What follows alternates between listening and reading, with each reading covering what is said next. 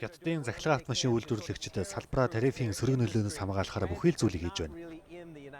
Яг хөв тэд одоохондоо Америкийн зах зээлд гараагүй байгаа л да. Гэхдээ эхлээд дэлхийн хамгийн том авто зах зээл Хятадын хэрэглэгчдийг татах хэрэгтэй байгаа юм. Эндхийн худалдаа авагчид бол технологийн мэдлэг үнэхээр сайн. Энэ ч утгаараа энэ жилийн Шанхай авто үзэсгэлэнгийн үеэр үйлдвэрлэгчид технологиор бүрэн тоноглогдсон олон мянган шин загваруудаа танилцуулж байна. Энийг л харалтаа. Америкээс гадна боломжит худалдан авагчид дэлхийд даяар л бий. Энэ бол Nio брендийн бага уврын хоёр хаалгатай Firefly автомашин. Ерөнхийдөө залуу орчин үеийн худалдаа авагчдад зориулагдсан. Дахин хэлэхэд шинэ технологиор дүүрэн байгаа. Энэ дэгжийн автомашин Сингапур зэрэг олон улсын зах зээлд удахгүй нэвтрэхээр байна. Энэ оны сүүлээр Европт борлуулагдаж магадгүй байгаа.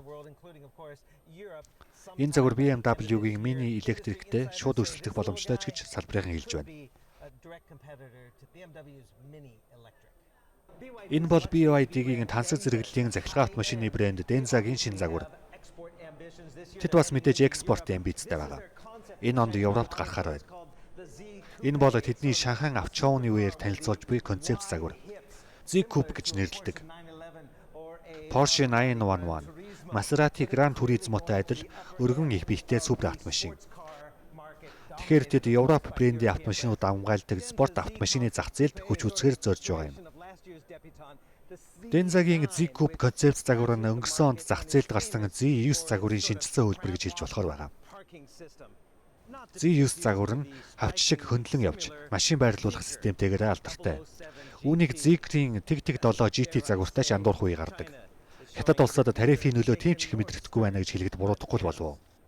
Харин энэ мангас бол Хятадын автомашин үйлдвэрлэгч Jetour-ийн нэгж Chery брэндээс гаргаж буй автомашин.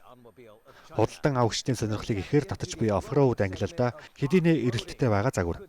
Магадгүй Tesla-гийн Cybertruck загварын эсрэг хариулт байж болох юм. Тэд энэ автомашинаа 2026 оны ихээр гаргаж эхний ээлжид ойрхон орнуудад экспортлохоор зорж байна. Нэгнээ дуурайна гэдэг Магтаалын хамгийн том хэлбэр гэж ярьцгаадаг шүү дээ. Тэгвэл Хятадын Нанжин хотын Full Good компани Америкийн 1950-ад оны санагдуулсан автомашины загваруудыг энд төлөвлөж байна. Магадгүй бид цаг хугацааг ухрааж чадвал Америк нэгдсэн улс Хятадын харилцаа сэргийх найдлага байсаар байна. Шанхай авто шоунаас Bloomberg News-ийн Stephen Engel сурвалжллаа.